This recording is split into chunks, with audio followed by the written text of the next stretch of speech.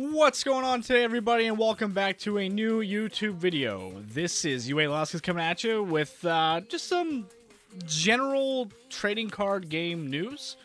Some things have happened, some things have come out that I just want to kind of talk about. My editor's on vacation, so I was like, you know what, this is a great time to just kind of catch up with what's going on in the TCG world.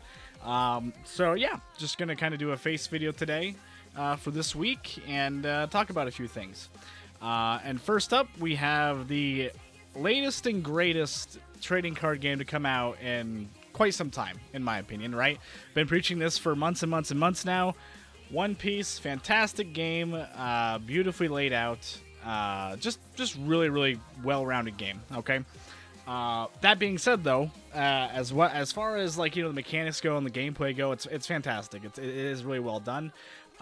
But as I'm sure if anyone who's into this game knows, the distributor issues are quite glaring, right?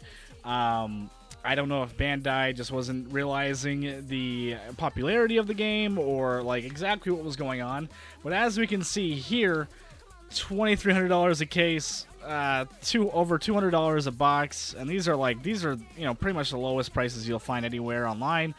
Box stores being bought out left and right, online stores getting bought out left and right for sealed product. It's kind of mayhem right now, right? And it has been since OPO 5. OPO 1 and OPO 2 kind of preceded OPO 5, but we really got a stark wake-up call when OPO 5 came out, and we saw cases go. I mean, cases I think right now are still pushing 3,000. It's crazy. It's nuts. It's a great set, but like that's kind of nuts. So yeah. Anyway, and by the way, just another. I did say that set was gonna be like massive, and I knew it would bring in a lot of collectors. I knew it would bring in a lot of people. That manga Luffy is just chef's kiss. So I knew it would kind of just blow things up. And again, with Wings of the Captain and all these new eyes on this game, the Zoro manga altar is fantastic. This set is actually really good. Once again, they just really start the Yamato altar, very nice. Not the best leader so far for meta gameplay. I think Gecko is actually doing a little bit better. Yellow still reigns supreme right now in the meta. But yeah, I'm just really hoping they figure out the supply, and they figure out the chain, and people can get the product a lot more easily, because it really sucks not being able to. I've literally got to open up like 8 packs of this. I can't get it. I can't get booster boxes for the life of me locally. And then even online on Facebook groups, it's kind of, you don't get anything at MSRP, like at all, anywhere close to it. If it was like a little bit above, you know, like 150, 160 a box, that's not so bad. Still kind of sucks, feels bad, whatever. But like, you know, I haven't been able to pay 110 a box or like 130 a box for like 3 sets now. So that kind of feels bad. And hopefully that's figured out. We also got. I've also been noticing, and there's a few stores that have confirmed this for me, that there are some very small reprints coming out. It's not gonna matter in my opinion. Like the LGSs are getting like 1 case of, I think, I'm not sure if it was OPO 1. I can't remember off the top of my head. But I know OPO 2, OPO 3 are definitely getting some more runs, and I know OPO 5 and OPO 6 will be getting another print run as well. Bandai's still working on it in the background. Again, I just wish they'd like drop Digimon or drop Dragon Ball, drop one of the things that aren't doing as well as One Piece is, right? Like just do it. Just be like, we're not gonna do Digimon anymore. You know what I mean? Like the competitive, it's not there for collectors. It's not there for competitive. We're axing it, you know, and call it a day. That's like, in my opinion, would help so much. But it's still cool to see that the older sets may be getting reprinted a little bit. Obviously not anything substantial, which honestly I think is good. I don't think they should go with a crazy print run like what they did with Digimon. But I mean, a little bit more would have been nice, you know, like maybe like 5 or 6 cases of each older set. But you know, beggars can't be choosers, I guess. And whether or not I'll see any of that set, I don't know. I have no idea. I'm hoping I can get my hands on some so I can open up for all you guys, and so I can maybe have some things to keep in my collection. But I don't know. We'll just have to see what happens.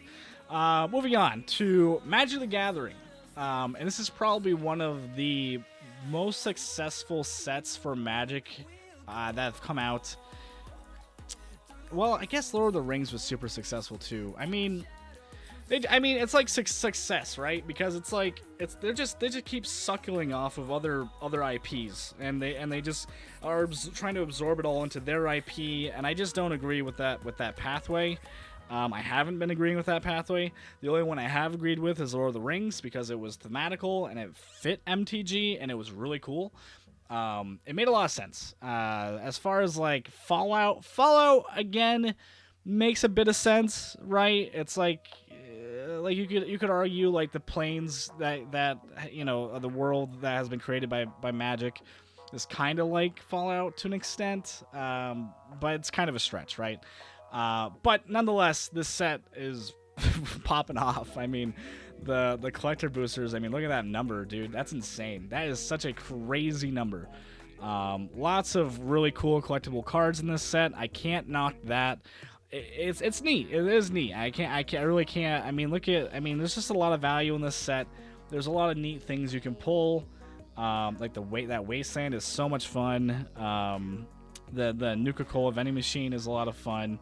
Ravages of War, that looks really cool as well. So I really can't. I mean, it's cool. You know, it's been doing a lot of numbers. Man, I want to say on release, like it was probably when what was like the low point? Was it 330 ish? No, 24. Oh wow, 243. And then like people were like, wow, this set's gonna be crazy. So it literally went. You could have probably pre-ordered this for like 240, 260 ish, probably in that range, right? And then it just shot up to 345. That's crazy.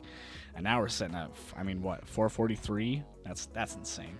But yeah, cool set. I didn't open any of the collector packs. I haven't opened any of it. I unfortunately, I was on the fence for a while, and then when I finally decided to, I think it was right around in this era, and I was like, yeah, I'm not paying like 350, 400 for a box.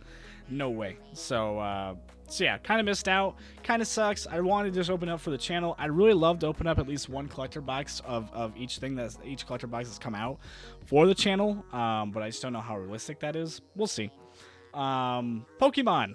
I opened up some of this on the channel. Temporal Forces.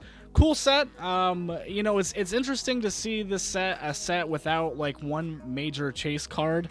That everybody's talking about. I really haven't seen a whole lot about the Iron Crown EX, like the more valued cards. I haven't really seen anybody like gushing over. Like I see people post on Facebook, you know, when they pull some really, you know, cool alt arts and stuff.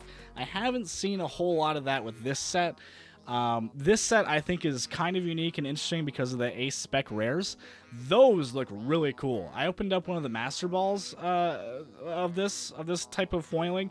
And I thought it was fantastic. I thought it looks really, really nice. I really love the foil treatment that they put on that card.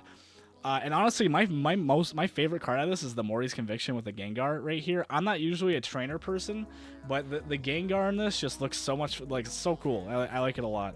I'm a big advocate for putting wrong tab, sorry. Putting the Pokemon into like everyday like circumstances. Kind of like this, you know, just like in, you know, I guess that one's kind of in nature, but you know what I'm saying, like the backdrops are like just like kind of everyday things.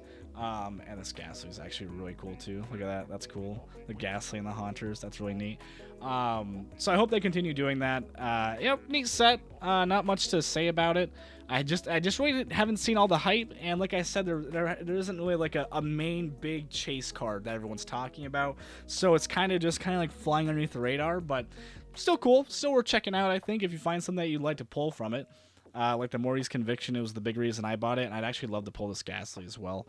I thought both were really neat, and the Gouging Fire. I like this card as well.